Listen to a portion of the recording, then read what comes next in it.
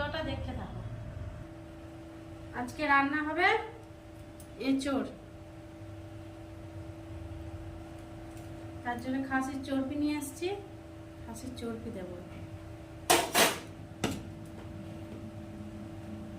পেঁয়াজ কুচি করে নিয়েছি ছোট ছোট করে, আর এটা হচ্ছে টমেটো আর কাঁচা লঙ্কা পেস্ট করে নিয়েছি, আর আলু। প্রথমে এঁচোড়গুলো সিদ্ধ করে দেবো। হলুদ দিয়ে দেবো, সিদ্ধ করে নেবো হলুদ দিয়ে। এঁচোড়গুলো সিদ্ধ করে নিয়েছি,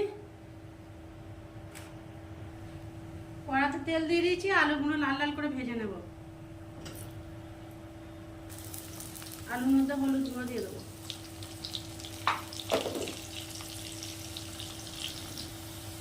আলুগুলো লাল লাল ভাজা হয়ে গেছে, এবার তুলে নেব। এঁচোড়গুলো ভেজে নেব।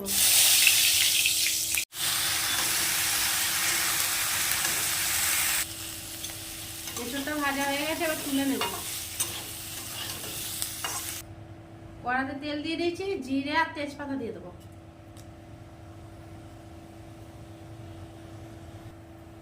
এবার পেঁয়াজ কুচিগুলো দিয়ে দেবো।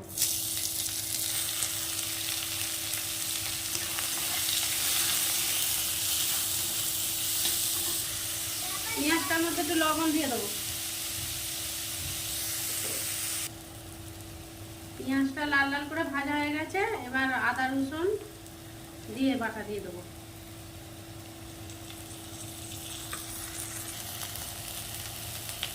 দিয়ে দেবো ধনে গুঁড়ো, 2 চামচ ধনে গুঁড়ো দিয়ে দেবো। 1 চামচ হলুদ গুঁড়ো, 1 চামচ লঙ্কা গুঁড়ো।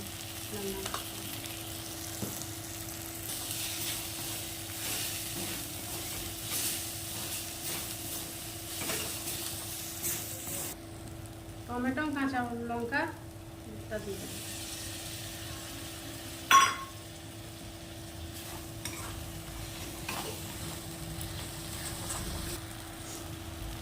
চর্বিটা দিয়ে দেবো।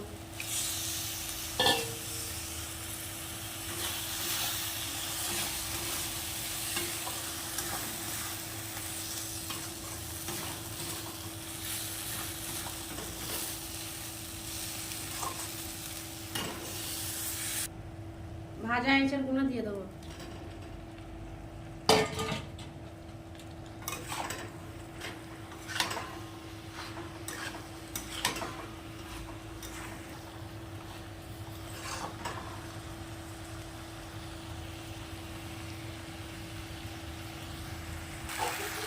ভালোভাবে কষানো হয়ে গেছে, জল দিয়ে দেবো।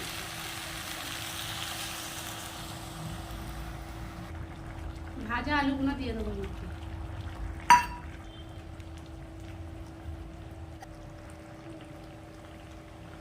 এঁচোড় আলু সিদ্ধ হয়ে গেছে, এবার ভাজা মশলাটা দিয়ে দেবো।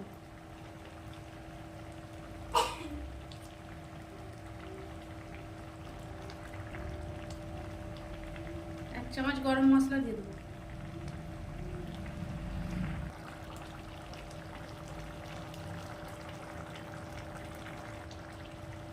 এর মধ্যে ঘি দিয়ে দেবো 1 চামচ। হয়ে গেছে রান্নাটা, এবার নামিয়ে নেব। বন্ধুরা, রান্নাটা হয়ে গেছে।